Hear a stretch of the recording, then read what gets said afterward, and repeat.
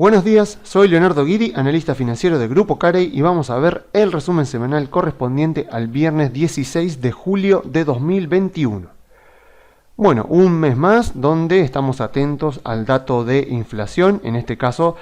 el martes pasado se publicó el dato de inflación de junio en Estados Unidos y bueno, sorprendentemente vino más alto de lo esperado. Se esperaba más o menos un 0,5, vino un 0,9 en junio. Teniendo en cuenta que había descendido un poco, estaba en un 0,6 de mayo, bueno, sorprendió, sobre todo porque se esperaba un 0,5 y vino un 0,9. Ahora bien, el mercado no parece haberlo tomado muy a mal, después ya veremos cómo reaccionó, pero claro, cuando uno desglosa el índice de inflación en sus diferentes ítems, nuevamente vemos que el principal colaborador de la suba intermensual que tuvo en el mes de junio el índice de inflación se debe principalmente a los camiones y autos usados, o sea, los precios de los camiones y autos usados que subieron un 10,5 de un mes para el otro, y vemos que venía ya subiendo también bastante, un 7,3 en mayo y un 10% en abril. Tal es así que lleva un 45,2% interanual este ítem. Y después obviamente también vemos que bueno, los servicios de transporte, que en realidad acá cuando desglosamos un poco más vemos que este 1,5 está compuesto por las tarifas aéreas. Fue este también otro de los ítems que colaboró con este 0,9 que vemos en el índice de inflación. Y después también tenemos los nuevos vehículos, o sea, los precios de los vehículos nuevos que también subieron un 2%. O sea, estos fueron más que nada los ítems que más contribuyeron. Y bueno, claramente, otra vez seguimos confirmando que son los ítems que fueron muy afectados por las cuarentenas del año pasado, los que están colaborando más con el índice de inflación. O sea, al reabrirse las economías y al aumentar la demanda más rápido y con más intensidad de lo que se esperaba, la oferta no está pudiendo hacer frente a toda esa demanda y bueno, la señal del precio fomenta la suba, y eso es lo que estamos viendo en estos ítems en particular. Porque si lo ponemos, por ejemplo, gráficamente, como para tener una idea bien de la diferencia que hay entre estos ítems con respecto a todo el resto del índice y ver cómo colaboran en este dato alto de inflación que estamos viendo durante los últimos 3 meses, lo que vemos acá, por ejemplo, es que bueno, comida y energía son ítems que históricamente suelen ser más volátiles que todos los demás, por lo tanto incluso existe un índice de inflación donde le quitan comida y energía, porque justamente son índices más cíclicos, más volátiles. Pero bueno, acá los tenemos en cuenta y vemos exactamente eso. Vemos, por ejemplo, que energía tuvo deflación en abril, casi no tuvo variación en mayo y tuvo una variación importante en junio. O sea que vemos que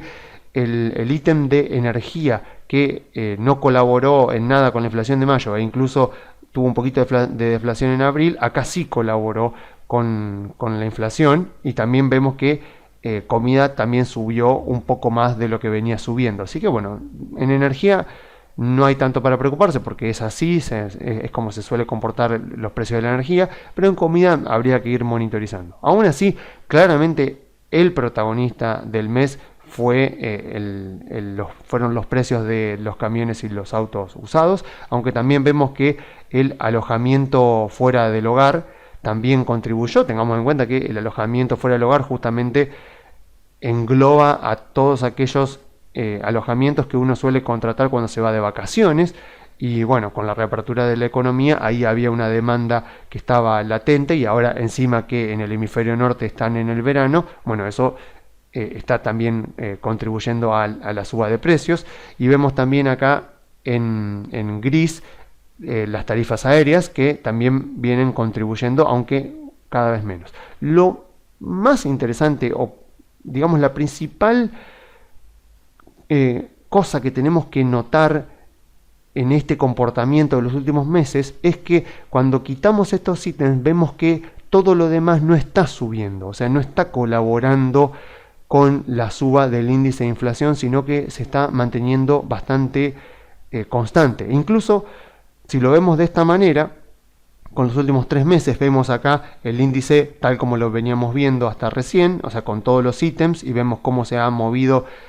durante los últimos 3 meses, y le empezamos a quitar estos ítems que fueron justamente el epicentro de las cuarentenas del año pasado. Vemos que cuando quitamos comida y energía, que son índices bastante volátiles, pero además quitamos el alojamiento fuera del hogar y quitamos camiones y autos usados, vemos que todo el resto de los ítems vienen disminuyendo en su inflación intermensual. O sea que vemos que los ítems que no están sufriendo un desbalance muy grande entre la oferta y la demanda no están contribuyendo a esta inflación más alta. Y de eso, digamos, eso es justamente lo que el mercado está teniendo en cuenta para responder al dato de inflación que se está publicando en estos meses, porque si no, lo que veríamos es que los precios hubieran reaccionado de manera muy diferente. O sea, vemos que el dato de inflación sigue alto, pero que sigue todo el tiempo respondiendo a los mismos ítems que son justamente los que fueron más afectados por las cuarentenas del año pasado y donde se produjo un gran desbalance entre oferta y demanda. Entonces, ¿qué pasa? Como la demanda se recuperó más rápido y con más intensidad, se ha encontrado con una oferta que no puede dar abasto, entonces responde con la suba del precio. Pero es cuestión de tiempo hasta que la señal de los precios justamente diga que conviene invertir en esos sectores, en esas industrias, y que poco a poco la oferta vaya recuperándose hasta tal punto de que oferta y demanda se equiparen. Aunque por supuesto, o sea, disminuir la oferta de un bien o de un servicio es mucho más rápido y más sencillo que volver a aumentarla, porque, disminuir la oferta, por ejemplo, de camiones y de autos usados, bueno, eso fue lo que pasó el año pasado. Basta con, bueno, o sea, los negocios van a la quiebra o directamente se los vende, pero ahora estos concesionarios, digamos, todos los que ofrecen camiones y autos usados, bueno, tienen que volver a reconstituir esa oferta que el año pasado disminuyó o incluso se eliminó en algunas regiones de Estados Unidos. Entonces eso lleva tiempo, o sea, lleva tiempo reconstituir eso. Y de hecho vemos que el mercado lo ha tomado así, porque acá cuando se publica el dato el pasado martes, el mercado tuvo una pequeña baja, después vemos que se recuperó un poquito y ahora tal vez estemos iniciando lo que podría llegar a ser una toma de ganancias. No lo sabemos porque todavía el índice está muy alto, apenas ha caído un poquito desde el récord histórico. Vamos a ver qué pasa durante la próxima semana o durante las próximas 2 semanas, pero claramente el dato de inflación publicado el pasado martes no fue algo que provocó un sentimiento negativo en el mercado, ni tampoco algo que asustó a los inversores. O sea, el mercado está mirando bastante de cerca el índice de inflación y claramente si hubiera considerado que ameritaba el dato de inflación y el desglose de los ítems, ameritaba a una preocupación de que la inflación se está saliendo de control, seguramente hubiéramos visto bajas mucho mayores como las que vimos acá cuando se publica el primer dato malo, el dato de abril, y el mercado reaccionó bastante negativamente. Pero claro, en este momento el dato de inflación sorprendió, acá ya nos sorprende porque están todos mirándolo. E incluso si miramos las tasas de los bonos, podemos ir a la tasa del bono a 10 años y vemos esto, vemos que a pesar del dato de inflación, la tasa del bono a 10 años sigue cayendo. O sea, no es eso lo que tendríamos que ver en un contexto de aumento de la inflación. Ya saben que la tasa del bono a 10 años debería reflejar aproximadamente la inflación esperada a futuro, justamente para los próximos 10 años, la inflación esperada en promedio para los próximos años, y también el crecimiento real de la economía que los inversores esperan ver para los próximos años. O sea, eso es lo que debería reflejar más o menos la tasa del bono a 10 años. Bueno, lo que vemos es que este martes se publicó un dato de inflación que vino con un 0,9, vino más alto de lo esperado, y vemos que la tasa del bono a 10 años continúa cayendo.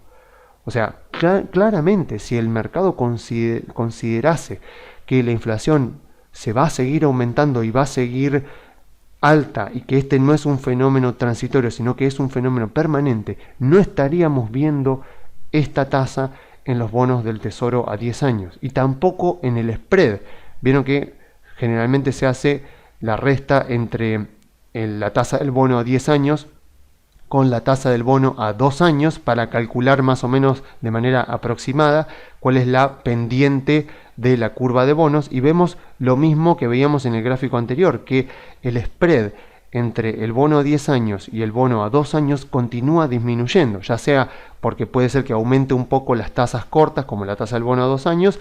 o porque baja la tasa del bono a 10 años, o porque suceden las dos cosas al mismo tiempo. O sea, vemos que en este momento está en 1,07 más o menos el spread entre una tasa y la otra, lo cual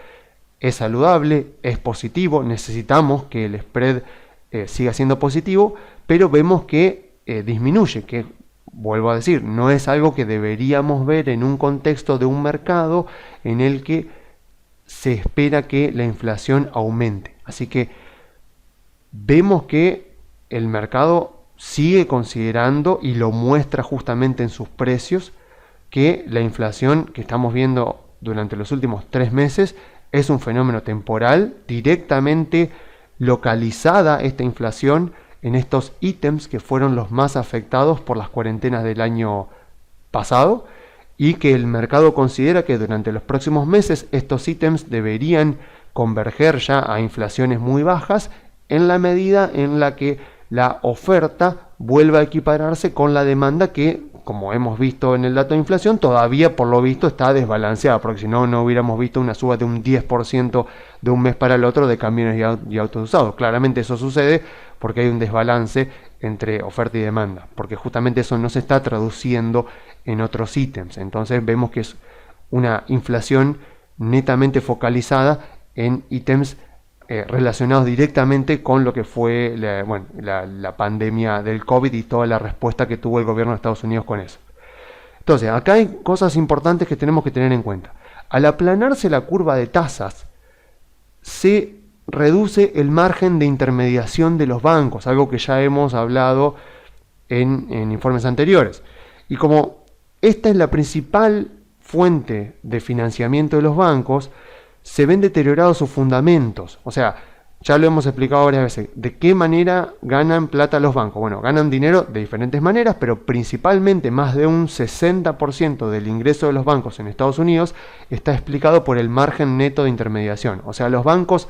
toman dinero prestado de sus clientes a corto plazo, mediante plazo fijo generalmente, y prestan dinero a largo plazo por el cual reciben un interés a clientes para emprendimientos, para hipotecas o para créditos para consumo, por ejemplo. Entonces, la diferencia entre el interés que el banco paga por los plazos fijos y el interés que el banco cobra por los préstamos que da es lo que se llama margen neto de intermediación. Cuanto mayor es ese margen,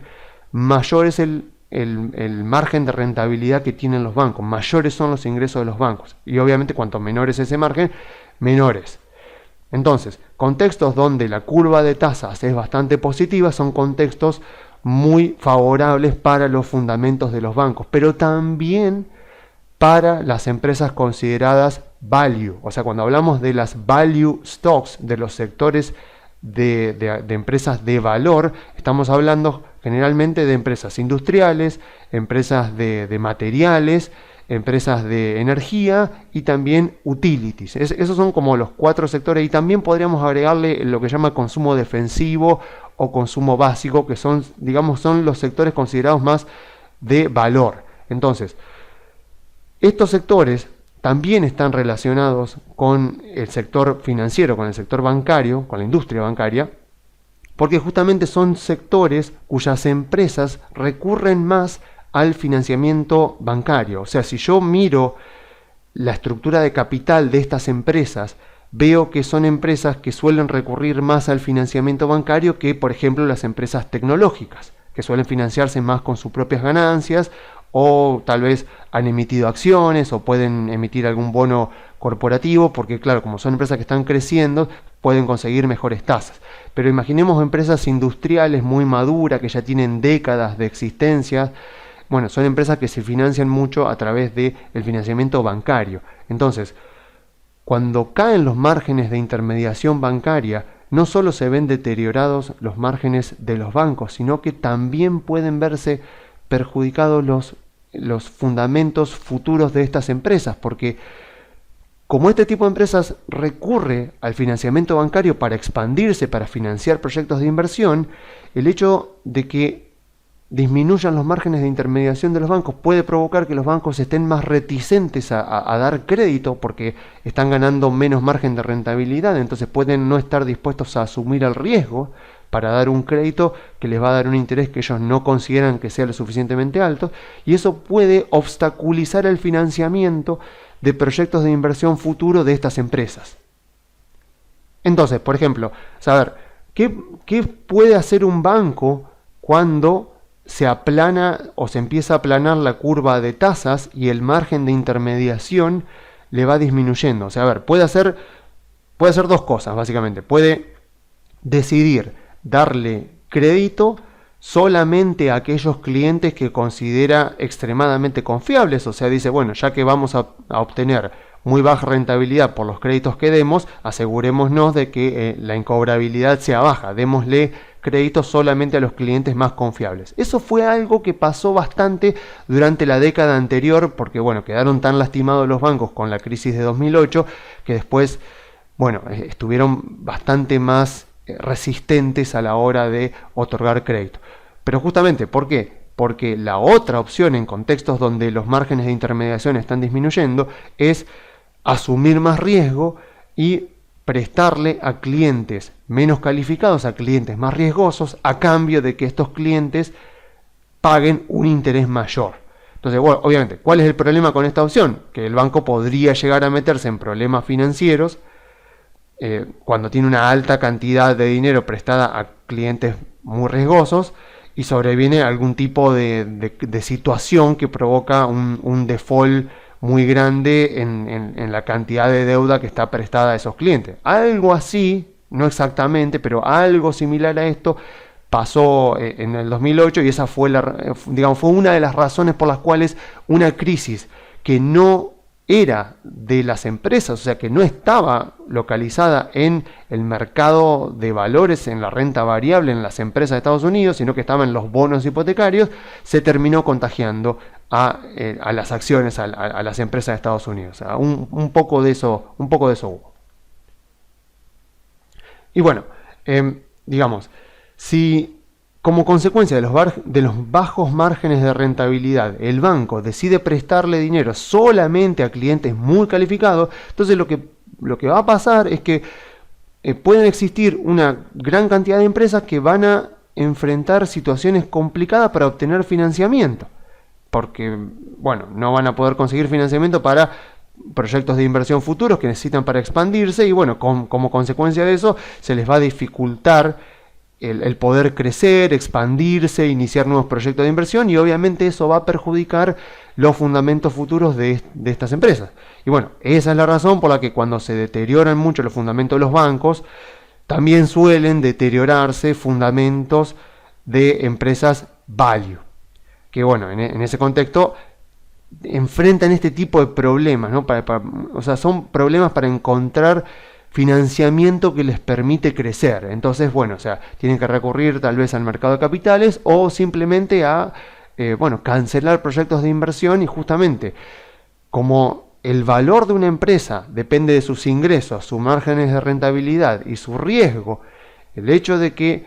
porque una empresa no consigue financiamiento para iniciar un proyecto de inversión, eso provoca que la empresa no pueda expandirse y por lo tanto sus ingresos crecen menos, bueno, eso claramente repercute en el valor que después termina teniendo la empresa en el futuro. Entonces, esto que tal vez no parece vinculado con empresas, por ejemplo, industriales o empresas de materiales, termina repercutiendo, porque estas empresas necesitan de los bancos para conseguir financiamiento. Y si los bancos no están tan dispuestos a prestar, porque no tienen tantos incentivos para prestar, puede ser que el crecimiento de estas empresas se ponga un poco más lento, y eso por supuesto va a afectar a sus fundamentos futuros. Y bueno, por último, para cerrar con este tema, aclaremos lo siguiente. El índice de inflación de Estados Unidos es en este momento uno de los datos más vigilados por el mercado. Así que creer que, debido a que vemos que el mercado no ha reaccionado casi nada al dato de inflación que vino más alto de lo esperado, entonces creer que obviamente que el mercado no le prestó atención al dato de inflación, a pesar de que es un dato importante, público y conocido por todos, es casi como creer que los mercados no son eficientes con respecto a la información que está gratuitamente y fácilmente disponible al alcance de todos. O sea, cuidado con ese tipo de cosas, porque es muy peligroso creer que uno ve algo y que el mercado no lo ve, sobre todo cuando es un dato público y gratuitamente disponible al alcance de todos y tan importante como esto. O sea, a ver, claramente el mercado vio la inflación y si no reaccionó es porque no lo consideró como algo significativo. Entonces, a ver, mi opinión es que el mercado sí estuvo muy atento al dato y que, tal como muestra el desglose de la suba de precios, sigue el mercado descontando en sus precios que el aumento de la inflación es transitorio, mientras que la oferta en rubros como los pasajes aéreos, como los camiones y los autos usados, se equipara a la demanda que, bueno, que se disparó como resultado de la reapertura de la economía. Y no olvidemos que este viene siendo uno de los años menos volátiles en la historia de Wall Street. Eso ya lo vimos en el informe anterior. Y lo está haciendo no porque el mercado es tonto y no le preste atención a datos que están gratuitamente disponibles al alcance de todo, como son la inflación, el crecimiento económico o el desempleo, sino porque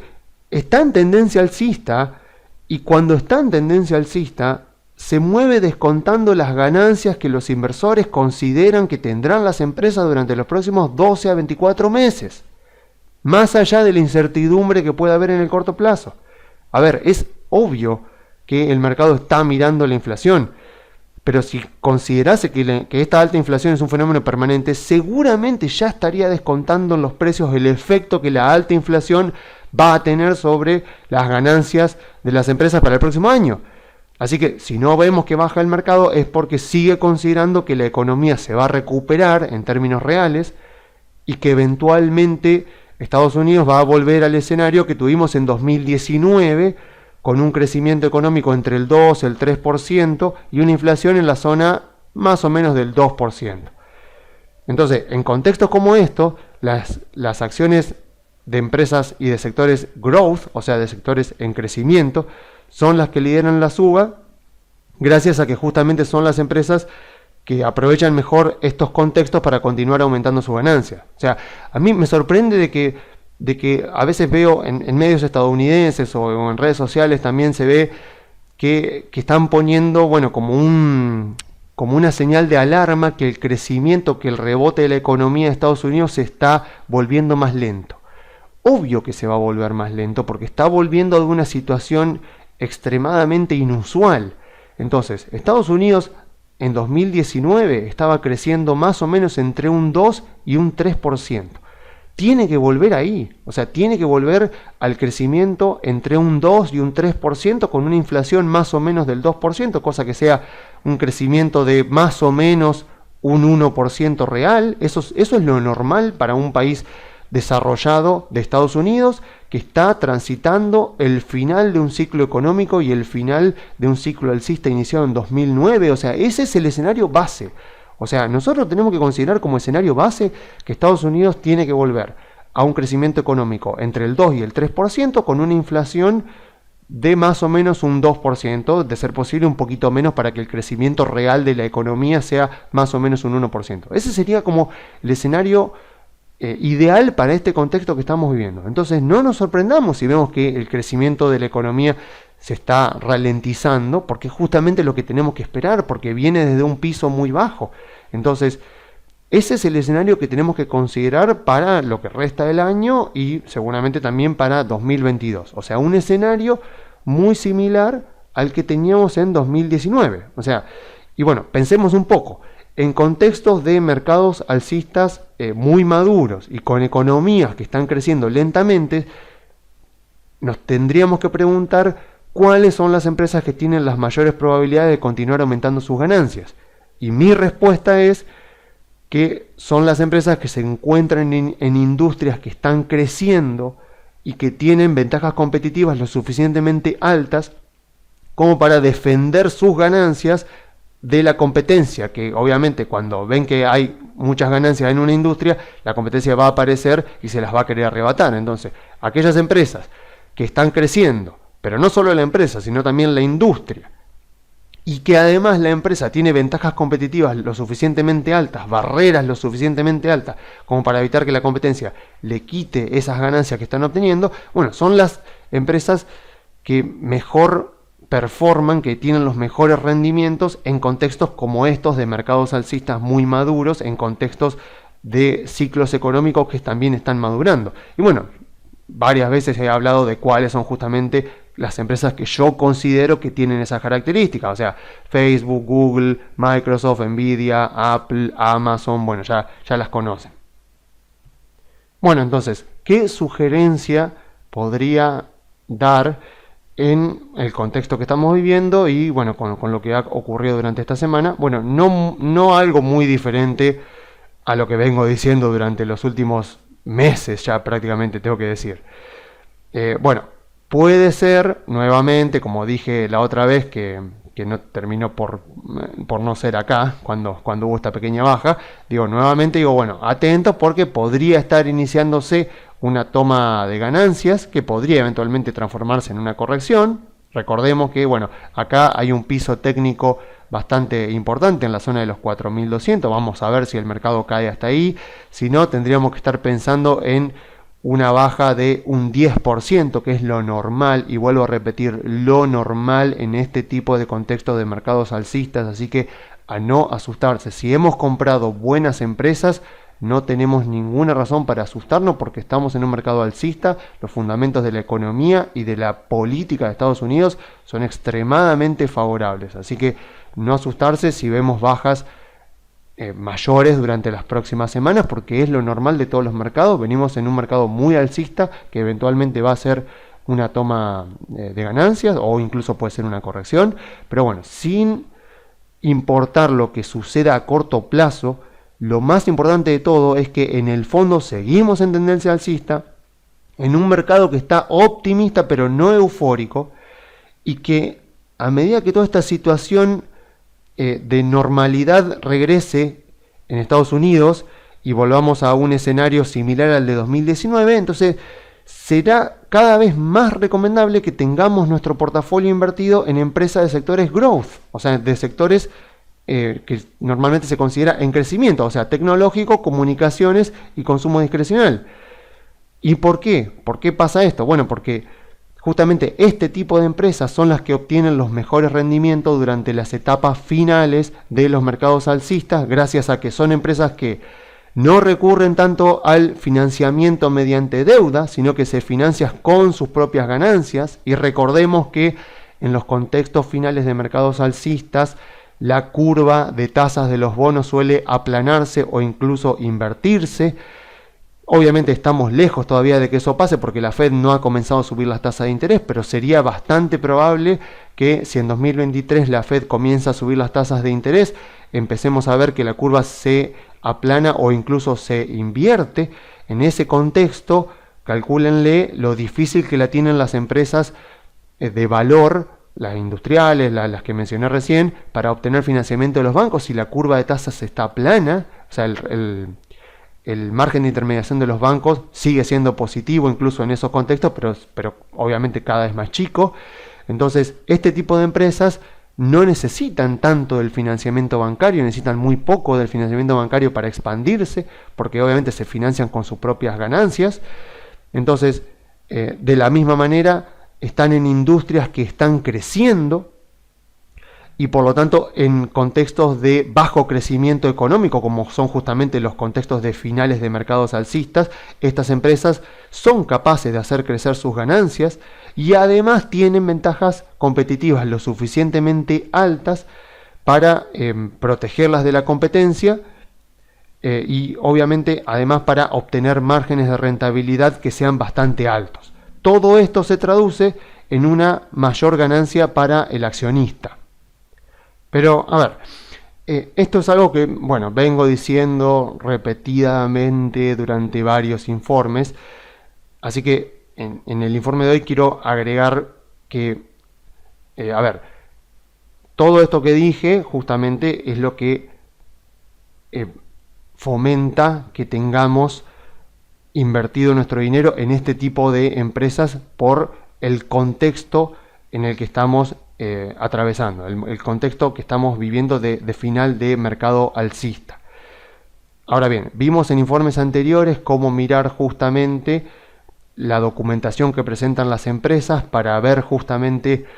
cuáles son las ventajas competitivas de las empresas, qué es lo que está pasando con la marcha de la empresa, con la marcha del negocio, pero algo muy importante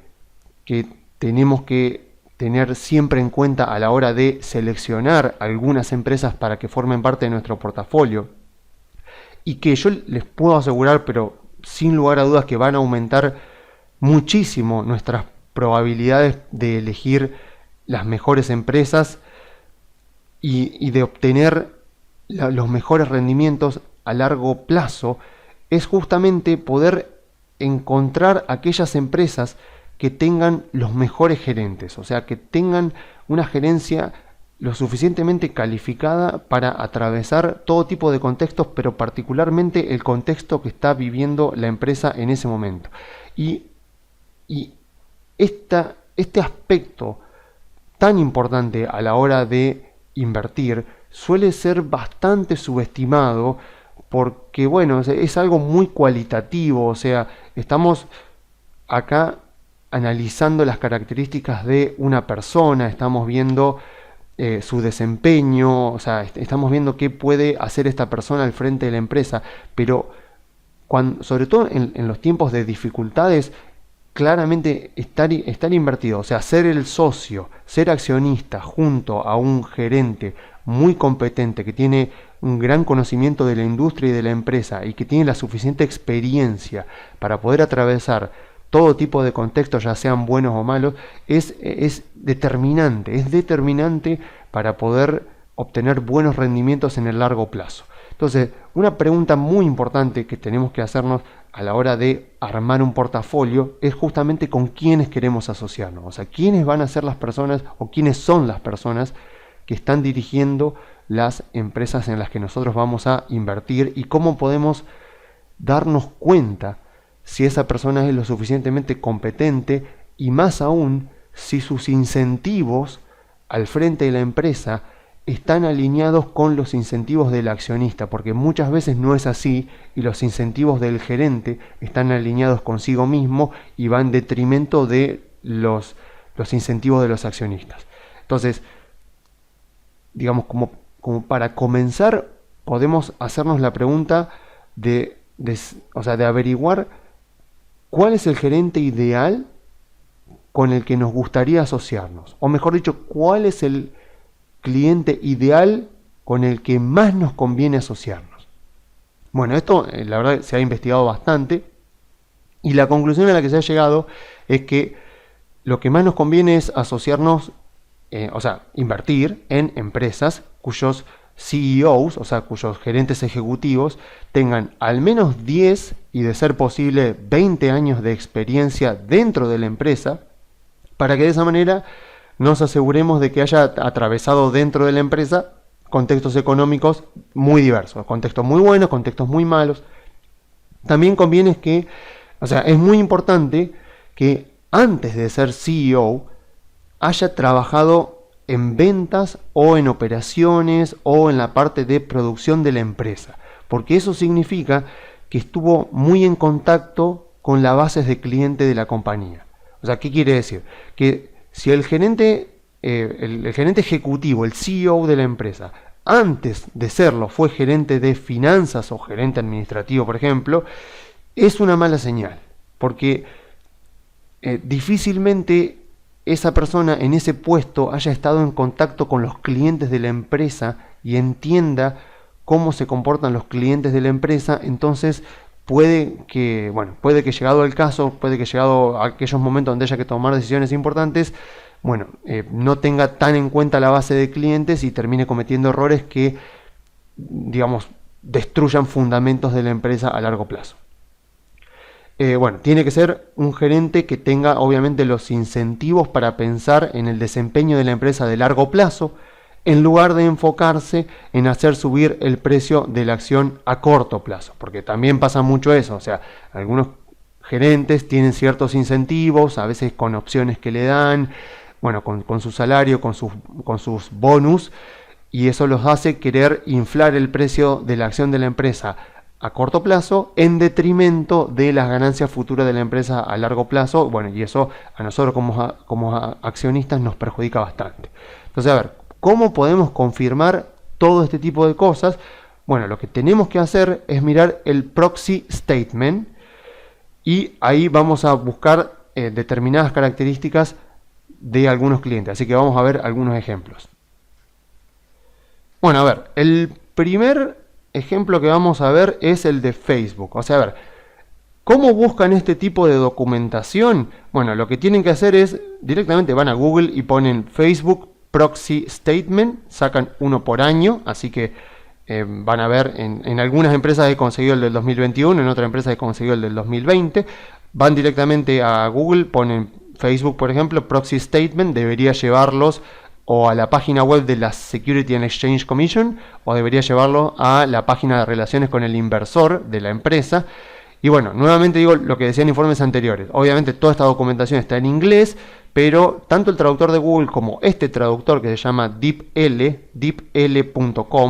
son excelentes traductores. Así que si no saben inglés, no hay excusa para no leer este tipo de documentación, porque la pueden traducir. O sea, y la verdad que estos dos traductores, incluso sobre todo este DeepL, es un excelente traductor y hace traducciones muy muy buenas. Entonces, a ver, ¿qué es lo que vamos a buscar? Vamos a suponer, Facebook la puse primero porque es el mejor ejemplo de todos, podría decir que es mi empresa favorita de la actualidad, pero encima lo que tiene Facebook es que cuando uno mira la gerencia, cuando uno mira a Zuckerberg, ve que como CEO está totalmente alineado con los intereses de los accionistas. Así que eso es, pero no me alcanza la palabra para explicar lo importante que es asociarse con buenos gerentes a la hora de invertir, porque el año pasado, por ejemplo, 2020, en plena crisis del COVID, cuando el Standard & Poor's se caía 9% por día, todos la pasamos mal, o sea, todos sufrimos bastante estrés, pero, o sea, uno estaba invertido en Facebook, en Amazon, estaba invertido en Google, estábamos invertido, no sé, en Microsoft. Son empresas que yo puedo decir, bueno, yo no tengo idea qué es lo que va a pasar. No tengo idea qué va a pasar con mis inversiones, pero estoy tranquilo porque sé que al frente de las empresas que tengo en mi portafolio, yo estoy asociado con personas que son extremadamente competentes y cuyos incentivos están alineados conmigo como accionista.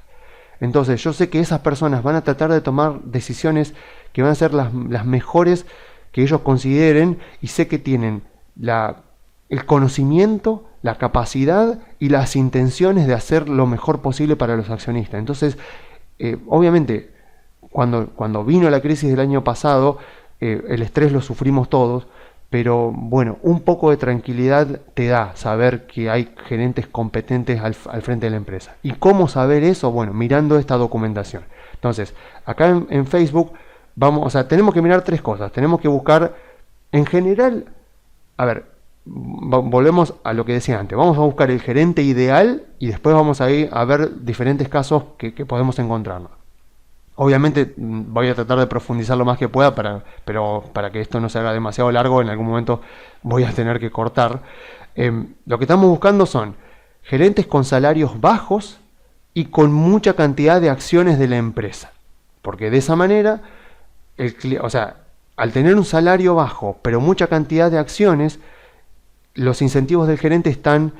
en el largo plazo. O sea, no están en hacer las cosas más o menos a corto plazo para cobrar un salario o para cobrar opciones e irse, sino que sus incentivos están puestos en que se cree valor para el accionista, porque ellos obtienen salarios bajos, pero la gran ganancia que ellos tienen la tienen con las acciones de la empresa. Entonces, ese es el mejor escenario posible. Gerentes con salarios muy bajos y con muchas acciones de las empresas. Zuckerberg, creo yo, por lo menos, digamos, siempre buscando acciones de Estados Unidos que tengan CDRs, para que de esa manera también podamos invertir acá en Argentina. Lo que vemos es, bueno, en primer lugar, si vamos a la página 3, vemos acá, bueno, vamos a ver pequeña biografía de Zuckerberg, del vicepresidente. Bueno, acá lo que yo recomendaría en este caso, cuando quieren ver, porque está bueno, por supuesto, como yo les decía, ver la biografía del gerente, o sea, en qué se desempeñó anteriormente, cuánto hace que está en la empresa, en qué trabajó, si hace poco que está en la empresa, en qué industria trabajó antes, porque a veces hay un pensamiento mágico en el mercado que creen que un gerente que viene de una industria que no tiene nada que ver con la empresa a la cual se va a desempeñar como gerente, igual va a hacer las cosas bien. Y no es así. El mejor ejemplo de todo esto fue Apple, cuando Steve Jobs trajo al gerente de Pepsi a Apple, y bueno, fue el desastre de la década de los 90 de Apple, donde la empresa casi quiebra. Por suerte después volvió Steve Jobs y la recuperó. Pero a ver, ¿en qué cabeza cabe la idea de que un gerente que se desempeñaba en Pepsi podía ir a Apple, que es una empresa,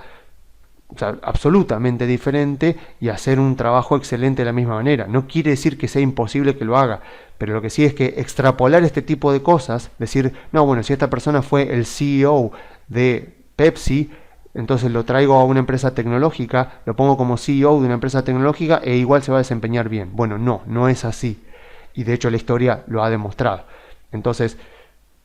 tiene mucho sentido cuando queremos invertir en una empresa, si podemos tomarnos un tiempo para también leer un poco el historial, la experiencia que tiene el gerente general de la empresa, para por lo menos saber cuántos años de experiencia tiene dentro de la empresa, y si estuvo dentro de la empresa, en qué puestos se desempeñó, y si estuvo en puestos que tuvieron relación con el cliente. Y si es un gerente que apenas ha llegado, por ejemplo, puede ser que estemos invertidos en una empresa y de repente cambia el CEO de la empresa por X razón, como pasó ahora, por ejemplo, en Amazon. Por ejemplo, en Amazon cambió el CEO, se fue Jeff Bezos y vino un nuevo CEO. Cuando me puse a ver la biografía del nuevo CEO, que ahora no recuerdo su nombre,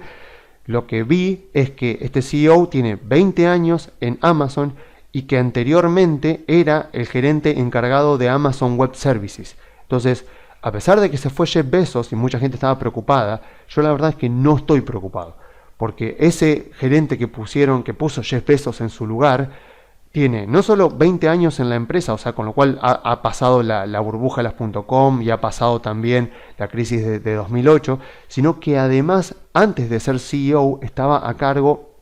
de la división más rentable que tiene en este momento Amazon, que es Amazon Web Services. Entonces, creo que es muy bueno para Amazon que, a pesar de que se fue Jeff Bezos, que no es algo tan bueno, por lo menos fue reemplazado por una persona que yo considero bastante competente para el puesto que se le ha encargado, que no es poca cosa ser el CEO de Amazon. Así que justamente este fue un gran ejemplo. Ahora, si como CEO de Amazon hubieran traído a una persona que hasta el mes pasado no trabajaba en la empresa, que había sido CEO de otra empresa, de otra industria, bueno, yo sinceramente como accionista me hubiera preocupado.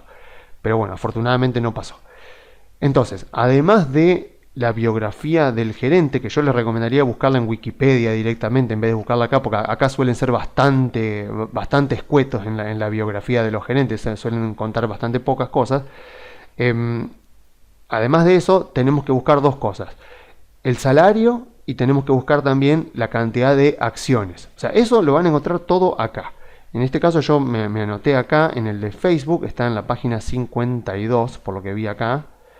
Acá está, en la página 52 en Facebook. Lo que vemos, nos muestra siempre nos van a mostrar los 3 últimos años. Lo que vemos es que Zuckerberg cobra un salario de $1 por año. Esto es lo que ya hace 3 años viene cobrando. O sea, esto, imagínense, yo como accionista veo esto y bueno, el mejor de los mundos posibles. O sea, el CEO de la empresa en la que estoy invertido no cobra salario, o sea, cobra $1 por año, no cobra ningún tipo de bonus. Vemos que los otros gerentes sí, pero que tampoco están cobrando tanto en relación a los demás. Algo que sí que no me gustó de este reporte de Facebook es que ellos dicen que el salario de los gerentes lo determinan en comparación con otras empresas y ponen en la lista de empresas con las cuales ellos se comparan en cuanto a salarios a empresas como Netflix, por ejemplo, que no tienen nada que ver con Facebook. Eso es o sea, no digamos que es un factor negativo ni de riesgo ni nada, pero bueno, no es una buena práctica. O sea, comparar el salario de los gerentes de Facebook con el salario de gerentes de otras empresas como Netflix, por ejemplo, que no tienen nada que ver, bueno, no está tan bueno. Lo que sí me llamó la atención es que cuando pone All Other Compensations, pone casi 26 millones de dólares y pone la nota 4, que cuando me voy a la nota 4 me dice que la cantidad reportada incluye, bueno, todas estas cantidades, me dice que son los costos relacionados a la seguridad personal del señor Zuckerberg y a sus residencias y también durante los viajes. O sea, 26 millones de dólares por año la empresa le paga a Zuckerberg por su seguridad personal. No sé, me pareció mucho. No es algo raro, o sea, es normal que la empresa pague por la seguridad de sus gerentes. Vemos que acá que todos los de Facebook tienen algunos costos de la empresa para seguridad personal, pero bueno, me sorprendió de que a Zuckerberg le pagan 26 millones de dólares por año en cuanto a los gastos de seguridad personal por parte de la empresa. Esto vemos ahora veremos después que no es algo inusual, pero bueno, o sea, a ver, más allá de la seguridad personal de Zuckerberg, que bueno, él puede considerar que amerita gastar 26 millones de dólares en su propia seguridad y la de todas sus casas, como dice acá, es muy positivo para mí como accionista ver que Zuckerberg cobra $1 al año en cuanto a salario. Y cuando me voy a la parte de las acciones, eso está acá, lo que vemos acá veo algo que me gusta muchísimo y me parece sumamente interesante. Vemos que Zuckerberg tiene 2.770.000 acciones clase A y casi 360 millones de acciones clase B. Cuando me fijo acá en la nota 1, dice que la diferencia es que el poder de voto que representa a las acciones clase A tienen un voto y las acciones clase B tienen 10 votos por acción. Entonces quiere decir que las acciones clase B tienen 10 votos y la A tiene una. Entonces Zuckerberg, a pesar de que como muestra acá tiene el 57% de los votos de la empresa, tiene un poco menos en cuanto al capital de la empresa, pero lo que yo veo acá es que tiene el 89% de las acciones con 10 votos, digamos, tiene casi el 90% de las acciones clase B y tiene, este asterisco quiere decir menos del 1% de las acciones clase A, lo cual hace que tenga el 57,7% de las acciones del capital, digamos, del capital de la empresa. Lo cual quiere decir que Zuckerberg tiene un salario de $1 por año y el 57,7% de las acciones de la empresa, con lo cual él tiene poder para decidir qué es lo que pasa con la empresa. Para mí eso es sumamente importante, o sea, porque Zuckerberg es el fundador de Facebook, sigue siendo su CEO, es la persona que más conoce la empresa, no cobra ningún tipo de salario y tiene la mayoría accionaria de la empresa, con lo cual él es la persona que más se va a beneficiar por la suba del precio de la acción de Facebook. O sea, en mi caso, yo como accionista, me siento sumamente tranquilo de tenerlo a Zuckerberg como socio, porque mis intereses y los intereses de él están completamente alineados. Y algo que estuvo pasando durante los últimos meses es que en algunos medios y en redes sociales se estuvo publicando que Zuckerberg estaba vendiendo acciones. Entonces, eso también es interesante porque a veces asustan a los accionistas, diciéndole que el gerente está vendiendo acciones de la empresa, que por lo tanto el gerente debe estar pensando que está un poco cara. Y así que está bueno eso, en caso que ustedes presten atención a este tipo de cosas, está bueno decir, a ver, Zuckerberg está vendiendo acciones, eso es verdad, eso lo podemos confirmar acá. O sea, si yo me vengo a esta página openinsider.com, lo que tiene esta página es que está bueno porque junta todos los que serían los formularios 4. Hay 3 formularios, está el formulario 3, el formulario 4 y el formulario 5, que son formularios que tienen que llenarse cuando un accionista importante de una empresa está vendiendo acciones. Si me fijo acá y pongo Facebook, lo que me da es, bueno, esto, donde efectivamente veo que incluso durante esta semana Zuckerberg estuvo vendiendo acá 77.300 acciones y varios días va vendiendo la misma cantidad. Va vendiendo muy poquita cantidad, pero como vemos, si voy, veo que ha venido vendiendo de manera constante. Vemos en mayo también, en marzo, ha venido vendiendo. Fíjense que las cantidades que va vendiendo son poquitas, pero ha venido vendiendo de manera constante. Entonces, obviamente, alguien ve esto y puede sonarle la alerta de, uy, ¿qué está pasando que Zuckerberg está vendiendo acciones? Debe estar pensando que los tiempos futuros van a ser malos para las empresas o no. Bueno, lo primero que puedo hacer es en esta página meterme acá en cualquiera de estos y me va a aparecer esto, que es bastante confuso lo que hay, pero básicamente es el reporte de esta venta puntual, o sea que se vendieron 50.000 acciones el 14 de julio. Y acá pone que el beneficiario es CZI Holding, que CZI significa Chan Zuckerberg Initiative, que es un fideicomiso en realidad, o sea, digamos, como para decir las cosas bien como son. Las acciones de Facebook que están a nombre de Zuckerberg, en realidad no están a nombre de Zuckerberg, sino que están a nombre de un fideicomiso que él tiene con su esposa, que es de apellido Chan. Entonces, el CZI es Chan Zuckerberg Initiative Holding, que es un fideicomiso que hace filantropía, básicamente. Entonces, acá abajo, en todas las notas que tenemos acá, hay un montón de notas, donde incluso nos dice que las ventas reportadas fueron efectivizadas por CZI, persiguiendo esta regla que es la 10B, esto acá, 10B 5-1, que en realidad es, es una forma de vender las acciones que tienen los gerentes para no afectar el precio de la compañía. O sea, cuando un gerente tiene que vender acciones, conviene que las venda muy de a poquito para no afectar el precio de la compañía. Eso se llama esto, o sea, 10B 5-1 Trading Plan, que lo pactan con la Security and Exchange Commission. O sea, efectivamente está vendiendo acciones Zuckerberg, pero cuando vemos acá abajo todavía la participación accionaria, o sea, en primer lugar, algo muy importante, está vendiendo acciones clase A. No está vendiendo acciones clase B, que son las que le dan principalmente sus votos. Y después de las acciones clase B no ha tocado ninguna. Entonces, por favor, no alarmen. O sea, no hay ninguna razón para asustarse, porque la única razón que tendríamos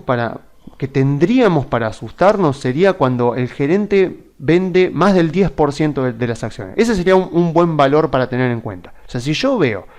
comparo, por ejemplo, este reporte con el del año anterior y veo que ha vendido más del 10% de las acciones, eso sí es algo muy para preocuparme. Y puedo ir siguiendo estos formularios acá en esta página Open Insider para ir viendo si están vendiendo o no. O sea, si quiero ver, por ejemplo, Berkshire Hathaway, puedo poner BRK y ver la empresa de Warren Buffett y ver, por ejemplo, que hace, bueno,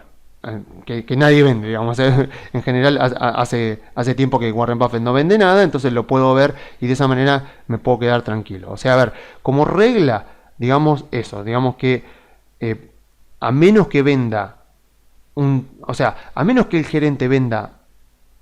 el 10% o más de las acciones que tiene, no tengo razones para preocuparme. Y otra razón para preocuparme sería ver al gerente vendiendo en un contexto de mercado bajista. O sea, si yo veo que la acción está a la baja y veo que pasa un mes, pasa 2 meses, pasa 3 meses y la empresa y la acción está a la baja, entonces, y veo que el gerente está vendiendo, entonces en ese caso sí tendría que preocuparme, porque ahí tengo que estar sospechando qué pasa, que la acción baja y el gerente sigue vendiendo, y sobre todo si vende grandes cantidades. Entonces, bueno, esto queda listo con respecto a Facebook. Vamos a ver, por ejemplo, Tesla, esto ya sí voy a tener que ir pasando mucho más rápido. Por ejemplo, si voy a la página 15, voy a ver una pequeña biografía de Elon Musk. Si quiero ver, ya les repito, sería mejor que vayan a Wikipedia si quieren más datos sobre Elon Musk. En la página 52 veo lo de su salario, que vamos a ver algo similar a lo de Zuckerberg. O sea, veo que Elon Musk cobra 23.760, pero me ponen una nota acá donde dicen que este valor refleja el salario mínimo requerido en California en la ley de 2019 y bueno, que Elon Musk ha solicitado que se le elimine completamente su salario base y que de hecho él devuelve este salario cuando lo cobra porque está obligado a comprarlo. Bueno, vemos acá también que no tiene ningún tipo de compensación, que ha cobrado opciones. Vemos que otra cosa muy interesante es que los demás gerentes también tienen sueldos bajos, eso es muy importante. O sea, si no solo él cobra un sueldo bajo, sino que los otros también. O sea, que quiere decir que nuevamente estos gerentes, al cobrar un sueldo bajo, su principal interés debe estar en las acciones. Entonces nos vamos a la página, en este caso 63, para ver la composición accionaria de la compañía. Y vemos acá que Elon Musk tiene el 20,8% de la compañía y vemos acá a todos los demás accionistas. Entonces, nuevamente, yo con respecto a Tesla, bueno, necesito analizarlo un poco más en profundidad porque la verdad que a estos precios no sé si está muy cara, aunque afortunadamente ha caído bastante, entonces podría tener un poco más de sentido entrar ahora de lo que era entrar hace 6 meses atrás. Pero no me cabe ninguna duda de que los intereses de Elon Musk están con sus propios accionistas, porque él cobra 0 de salario, básicamente él devuelve el salario que cobra y tiene el 20% de la compañía. Así que claramente los incentivos de Elon Musk están juntamente alineados con lo de los accionistas. Vemos, por ejemplo, Berkshire Hathaway, o sea, en la empresa de Warren Buffett, nuevamente, o sea, si quieren ver una pequeña biografía, nada, o sea, ven, esto es lo que yo les digo, que no ponen absolutamente nada. Si vamos a la página 11, vamos a ver que Warren Buffett cobra $100.000 de salario y los viene cobrando desde hace décadas. También Charlie Munger, vemos acá que los dos cobran $100.000 y vienen cobrando desde hace décadas $100.000. Vemos que para la seguridad de Warren Buffett y su familia, la empresa le paga $280.000, o sea, le paga bastante menos de lo que le paga a Zuckerberg, pero vemos que acá en el caso de Warren Buffett, si miramos acá en la nota 2, nos va a decir que representa los gastos para la seguridad de Warren Buffett y su familia. Sí vemos obviamente que los gerentes de las operaciones de seguros y no ligadas a seguros cobran $16 millones todos los años y reciben un bono de 3 millones. No lo tomaría como algo muy para preocuparme porque si uno lo conoce a Warren Buffett sabe que, bueno, que el tipo tiene sus intenciones y sus intereses totalmente alineados con la compañía. Más aún, obviamente, si uno va a la página 9, acá,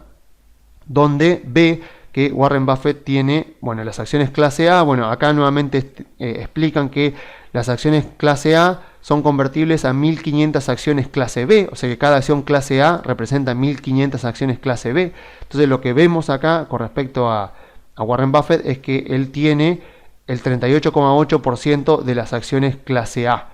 Entonces vemos también obviamente que, bueno, que tiene, digamos, todo su interés está puesto en la compañía. O sea, sus intereses están completamente alineados con lo de los accionistas porque viene cobrando un salario de $100.000 al año y que su principal ganancia todos los años la hace con respecto a las acciones. Vamos a ver Microsoft. En el caso de Microsoft, bueno, está Satya Nadella como gerente, tremendo. O sea, algo interesante de Satya Nadella fue que vamos a ver algunas diferencias con respecto a los gerentes anteriores. En el caso de Satya Nadella, acá tenemos también una pequeña biografía. También podemos ver que hace muchos años que está, ven, la experiencia en Microsoft es desde 1992 hasta el presente, o sea,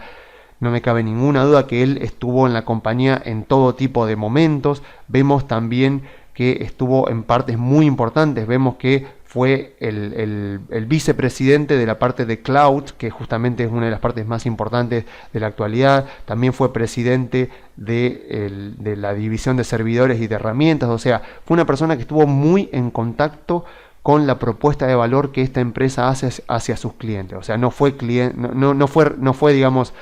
gerente de finanzas, por ejemplo, como ya les decía, que no estás muy en contacto con lo que hace la compañía y con los clientes, sino que Satya Nadella sí estuvo perfectamente en contacto con los clientes y con los productos de la compañía durante todos estos años. En el caso del salario, tenemos que ir a la página 60, más o menos, a ver, para ver la parte de su salario. Vemos que él sí cobra un salario muy alto, cobra 2,5 millones de dólares al año y que cobra 30 millones en acciones. Esto fue lo que cobró en 2020. Bueno, en el caso de Satya Nadella es justamente diferente a todos los anteriores, porque además, si vamos a la parte de acciones, tenemos que ir a la página 65, acá, vemos que en asterisco están todos los que tienen menos del 1% de la empresa, o sea, vemos que Satya Nadella, que está más o menos, está por acá, tiene pocas acciones, tiene menos del 1% de las acciones de la empresa, y acá en la empresa dice que los principales accionistas son Vanguard y BlackRock, que son los que tienen la mayor participación, que aún así son pocas porque se ve que los accionistas son muchos. Pero algo muy interesante que tiene esta empresa, que no es la única por supuesto, pero de las que estamos viendo es la que lo pone más palpable, es que Microsoft obliga a sus gerentes ejecutivos a tener una cantidad mínima de acciones para alinear sus objetivos con lo de los accionistas. O sea, Satya Nadella está obligado a tener 15 veces el valor de su salario básico en acciones. O sea, vimos el salario que cobraba Satya Nadella, bueno, él está obligado a tener 15 veces su salario en acciones y lo tiene que cumplir a lo largo de un año para que de esa manera la compañía se asegure que sus objetivos están alineados con lo de los accionistas. Así que a pesar de que Satya Nadella no es el mejor caso posible porque tiene un salario alto y no tiene muchas acciones de la compañía, lo que sí tiene es una vasta experiencia en la empresa, ya tiene un track record impresionante y no me cabe duda, o sea, digamos, a pesar de que cuando miro su salario, cuando miro su cantidad de acciones, no es lo que más me gustaría no es lo que más me gustaría ver, sí veo que es una persona absolutamente competente. Es una persona que, llegado el caso de que haya problemas, de que haya una crisis o de que haya un problema que afecte principalmente a Microsoft, sé que él tiene el conocimiento, la experiencia y los incentivos para tratar de tomar la mejor decisión posible. Y por último, vemos el caso de Apple, que es el caso de Tim Cook es algo similar a lo de Satya Nadella. Vemos, a ver, el salario de Tim Cook. Obviamente la biografía también la van a encontrar acá, si es que la buscan, pero vuelvo a repetir que van a encontrar algo muy, muy escueto. Lo que vemos con Tim Cook es que él cobra $3 millones por año, no recibe compensaciones en acciones, pero bueno, tiene un salario bastante alto. Y si vamos a las acciones, tenemos que ir a la página 78, acá, donde vemos que los principales accionistas de Apple son Vanguard y BlackRock, porque bueno, son dos de las empresas que más ETFs han lanzado al mercado y bueno, una gran cantidad de ETFs tienen Apple, así que el 7,83 y el 6,6% de la compañía están en estas dos grandes empresas, digamos, que crean ETF y fondos de inversión. Y el tercer inversionista importante es Warren Buffett, básicamente es Berkshire Hathaway, que tiene el 5,96. Todo el resto tiene menos del 1%, entre los cuales está acá Tim Cook, que tiene 3 millones, casi 3 millones y medio de acciones, pero sigue siendo menos del 1% de la compañía. Bueno, lo mismo que antes, o sea, me pasa algo parecido como con Satya Nadella. O sea, cuando yo miro la biografía de Tim Cook, a pesar de que veo que él tiene un salario bastante alto y no tiene un porcentaje tan grande de las acciones de la empresa, no me cabe duda de que sí tiene sus objetivos bastante alineados con los accionistas, porque tiene un track record, tiene un historial que lo demuestra y tiene una experiencia lo suficientemente amplia y de contacto con el cliente como para saber que tiene el conocimiento y la experiencia para saber qué es lo que hay que hacer en el momento en que haya problemas. De hecho, el propio Steve Jobs lo designó a él como su sucesor, así que eso ya habla mucho de Tim Cook. Y bueno, todo esto es lo mínimo que tenemos que analizar de los gerentes de la empresa, que por cuestiones de tiempo obviamente no voy a seguir profundizando. Pero sería también interesante ver si la empresa le entrega opciones a su gerente, que en general lo hace, y más importante aún, ver si la empresa le entrega opciones a sus empleados. Una muy buena práctica de las empresas es que les entreguen opciones para adquirir acciones a sus empleados. Obviamente también ver de qué forma hacen estos programas de entrega de acciones. Entonces, lo que deberíamos buscar es una empresa que entregue opciones a sus gerentes y a sus empleados, y que los programas de opciones no incentiven a los gerentes a forzar subas artificiales del precio de la acción con el objetivo de obtener ganancias, o sea, de obtener ganancias rápidas porque la acción subió, ejercieron sus opciones, las vendieron y se hicieron de una ganancia. Eso es lo que justamente tenemos que tratar de que no suceda, y yo creería que las empresas ya han aprendido bastante de eso, y en general no vamos a encontrar este tipo de programas de opciones que incentivan a los gerentes a actuar en beneficio propio y no en beneficio de los accionistas. Pero bueno, a ver, desconfiemos siempre de el nuevo CEO que llega a una compañía desde afuera, y peor aún, por supuesto, si viene desde industrias que son muy diferentes a la actual, porque obviamente que haya tenido éxito en una industria no quiere decir que inmediatamente ya va a tener éxito en la otra. Y vuelvo a repetir, asociarse con gerentes competentes y sobresalientes es posiblemente el factor más determinante que podemos considerar con respecto al rendimiento que van a tener nuestras inversiones en el futuro. O sea, no es algo para tomárselo a la ligera. A mí, en particular, es algo que me da mucha paz mental. O sea, saber que estoy asociado con gente de tales capacidades, que han enfrentado contextos de lo más diversos y que tienen incentivos que a la vez me benefician a mí, o sea, me da mucha tranquilidad, sobre todo en momentos de toma de ganancia, en momentos de mucha volatilidad, y ni que hablar en lo que fue la crisis del COVID del año pasado. O sea, es algo que te da mucha tranquilidad para seguir invertido cuando alrededor todo el mercado está muy preocupado y en pánico. Bueno, si uno se toma el tiempo de analizar estas cosas y de saber con quién está asociado, o sea, quién está al frente de la empresa cuando la empresa esté enfrentando un mal momento, bueno, es a la larga nos va a permitir tener rendimientos que superen al índice del mercado. Y más aún, si vemos este libro, que es un excelente libro, que se llama Firms of Endearment, que sería como, traducido literalmente sería como empresas de ternura, algo así básicamente. Lo que hace esta empresa, que lo vemos acá, es hace un análisis durante 10 años de estas 30 compañías que vemos acá, que, como afirma la empresa, o sea, son compañías que no tienen como único objetivo satisfacer al accionista, sino satisfacer a todas las personas involucradas, que en inglés se llaman los stakeholders. O sea, lo que vemos acá, que lo muestran acá arriba, esto, o sea, ellos hacen como una definición de Firms of Endearment. Entonces, hablan acá, entonces dice que una empresa una empresa de este tipo es la que se fija en satisfacer los intereses de los inversores, los clientes, los socios, los empleados y la sociedad en general. Eso es lo que ellos califican como una empresa de este tipo. O sea, es una empresa que no solo quiere satisfacer a los inversores, a los accionistas, sino también a los empleados, a los clientes, a los socios, a los proveedores, también a la sociedad. De hecho, incluso Jack Ma, el CEO de Alibaba, cuando Alibaba salió a cotizar en la bolsa, le hicieron una entrevista ahí mismo en el piso del New York Stock Exchange, y en un momento se sorprendieron mucho porque él dijo que el beneficio del accionista no era lo más importante para él. Pensemos eso en una cultura como la estadounidense, que venga un chino como Jack Ma, con la empresa de mayor capitalización bursátil que salía a bolsa en ese momento. Él decía, para mí lo más importante para nuestra empresa no es el beneficio del accionista. En primer lugar están nuestros clientes, en segundo lugar nuestros empleados, y recién en tercer lugar están los accionistas. Obviamente los tipos estaban como muy sorprendidos, pero después, como lo estudia este libro y se ha estudiado bastante también durante los últimos años, el beneficio del accionista en realidad es un subproducto, es como un efecto secundario de beneficiar a los empleados, a los clientes, a los proveedores y a la sociedad en general. Y de hecho, como marca acá este libro, lo que dice es que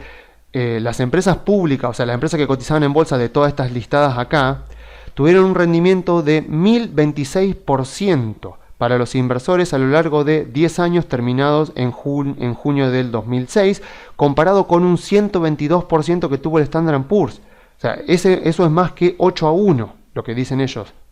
acá. O sea, se ve que analizaron durante 1996 y 2006, donde en el medio estuvo la burbuja de las .com. Vieron que estas empresas que ellos analizaron retornaron 1026%, el Standard & Poor's un 122%, e incluso agregan más, dicen, sobre 5 años el ratio es incluso más grande, porque lo que ven acá es que han performado, estas empresas han performado mejor que el Standard & Poor's por un gran margen, incluso en periodos de 10, 5 y 3 años. O sea que son empresas que tienden a performar mejor que el índice a lo largo del tiempo, no importa si son 10, 5 o 3 años. O sea, ¿qué es lo que tiene que quedar claro con esto? O sea, este tipo de política, o sea, las políticas que buscan, por ejemplo, este tipo de cosas, satisfacer no solo a los accionistas, sino también a los directamente involucrados, es algo que depende pura y exclusivamente del gerente. O sea, el gerente de la empresa es un factor decisivo con respecto a los rendimientos futuros y al valor que la empresa va a tener a lo largo de los próximos años. Entonces, estar al tanto de con quién nos asociamos nos va a terminar dando en el corto plazo paz mental, nos va a dar tranquilidad de que yo sé que estoy invertido en Facebook y que sé que Zuckerberg tiene sus objetivos alineados con los míos, lo mismo que Satya Nadella, lo mismo que Tim Cook, lo mismo que Elon Musk si comprara Tesla, por ejemplo. O sea, lo mismo que todos los que he mencionado, e incluso, bueno, si miramos lo de Mercado Libre también, que por cuestión de tiempo no lo pude poner, también hay cosas interesantes, pero bueno, los incentivos de Marcos Galperín también están bastante asociados con lo de sus inversores. Pero bueno, lo que tiene que quedar claro es eso, no tomemos a la ligera el análisis de quiénes son los que gerencian la empresa. O sea, si nos asociamos con este tipo de gente, a la larga es mucho más probable que nos vaya bien y que le ganemos en rendimiento al índice. O sea, si buscamos empresas de estos sectores que están en crecimiento, que no solo el sector sino la empresa está en crecimiento, que tiene fuertes ventajas competitivas que protegen a sus ganancias de la competencia y que además están gestionadas por este tipo de gente que tienen la trayectoria y la experiencia para saber que tienen el conocimiento suficiente para enfrentar todo tipo de circunstancias dentro de la empresa y que además sus incentivos financieros están alineados con lo de los accionistas, bueno, las probabilidades de que entonces me vaya bien a mí como accionista en la empresa son bastante más altas de las que yo obtendría si invierto en empresas con gerentes que, bueno, que no dan la talla para estar ahí y que sus incentivos son a obtener ganancias en el corto plazo y que encima están dirigiendo empresas que no tienen los fundamentos para poder incrementar sus ingresos, mejorar sus márgenes de rentabilidad y por lo tanto crear valor para el accionista durante el largo plazo. Entonces, bueno, esto es con respecto a lo que les quería contar hoy. De Argentina, obviamente no puedo decir mucho más porque tampoco ha pasado demasiado. O sea, sí es verdad que se están definiendo cada vez más las candidaturas. Vemos acá, por ejemplo, que a pesar de que nos bajaron de la calificación a standalone, vemos que el Merval en dólares no ha hecho otro piso, con lo cual bastante descontado estaba todo lo malo que nos iba a pasar, a pesar de que fue incluso peor que lo esperado. Así que bueno, a ver, va quedando clara la oferta electoral, todavía no se ha iniciado la campaña, y bueno, o sea, digamos, no puedo decirle muchas cosas diferentes a las que ya les he dicho, no puedo decirle algo muy diferente a lo que vengo diciendo. O sea, va a iniciar la campaña electoral, los candidatos que tienen la mayor imagen positiva son los de la oposición. En ese caso, si yo creo que va a ganar la oposición y creo que puede iniciarse un mercado alcista con expectativas a 2023, me conviene comprar bancos, aunque también Mirgor es una excelente empresa, las metalúrgicas también pueden ser grandes empresas, las utilities por ahí conviene esperarla un poquito más. Pero bueno, si queremos ser extremadamente conservadores, bueno, podemos esperar hasta después de las elecciones. O sea, tal como están dadas las cosas ahora, si la oposición gana las elecciones, claramente el Merval tiene más para subir que para bajar. Digamos, tal como están dadas el contexto en este momento, lo que vemos es que ya los fundamentos para que las acciones de Argentina caigan más ya están dados. O sea, ya no hay fundamentos para que siga cayendo. La única razón para que sigan cayendo las acciones argentinas sería que haya una victoria oficialista en las elecciones de medio término. Así que la verdad es que a menos que gane el oficialismo en las elecciones, no creo que haya otro piso en el Merval en dólares que el que ya hemos visto acá. Y bueno, si gana la oposición, se debería generar una expectativa política de cara a 2023 y entonces sí podríamos aprovechar para comprar acciones argentinas, principalmente en bancos. pero bueno, es tan largo el camino que tenemos para recorrer que difícilmente vamos a estar comprando caro. O sea, la verdad es que si las circunstancias mejoran, las acciones argentinas están a precios muy baratos, pero bueno, no es necesario estar asumiendo un riesgo muy anticipado si justamente nos queda tanto camino por delante, a menos que por supuesto, bueno, queramos aprovechar y confiemos en que la oposición va a tener un buen resultado electoral. De esa manera podemos aprovechar ahora y vamos a obtener un rendimiento adicional que, bueno, si lo mantenemos a largo plazo puede terminar siendo significativo. Así que bueno, yo me despido dejándole las vías de comunicación. Se pueden comunicar por la página web grupocarey.com.ar o enviando un mail a contacto@grupocarey.com.ar.